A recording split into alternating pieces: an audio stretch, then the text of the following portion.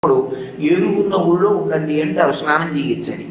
ఒకవేళ ఏరు లేదు, ఉన్నా వెళ్ళడానికి అవకాశం లేదు, ఏం చేయాలి అంటే కనీసం నూతిలో నీళ్లు తీసుకుని తల మించి పోసుకోవాలి. నుయ్యి కూడా లేదు, ఏం చేయాలి? పంపులో నీళ్లు తీసి తల మించి పోసుకోవాలి. తల మించి పోసుకోవడానికి అనారోగ్యంగా ఉంది, ఏం చేయాలి? కంఠం దగ్గర నుంచి పోసుకోవాలి. కంఠం దగ్గర నుంచి పోసుకోవడానికి కూడా వీలు లేదు, జ్వరంగా ఉంది, ఏం చేయాలి? మొల దగ్గర నుంచి పోసుకోవాలి. అక్కడి నుంచి కూడా వీలు లేదు, మంచం నుంచి లేవలేకపోతున్నాను, ఏం చేయాలి? కనీసం కాళ్ళు కడుక్కోవాలి, అది కూడా చేయలేను, ఏం చేయాలి? విభూతి చల్లుకోవాలి, అది కూడా చేయలేను, ఏం చేయాలి? కొడుకు ఉండాలని కోరుకునేది అందుకు.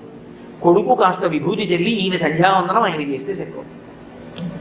కాబట్టి ఇప్పుడు సాధ్యమైనంత వరకు ధర్మం నడవడానికే పరమేశ్వరుడు అవకాశం కల్పిస్తాడు, అంతే తప్ప కఠిన హృదయంతో నువ్వు ధర్మాచరణ చెయ్యలేవు అన్న స్థితిని కల్పించడానికి ఈశ్వరుడు ఎప్పుడూ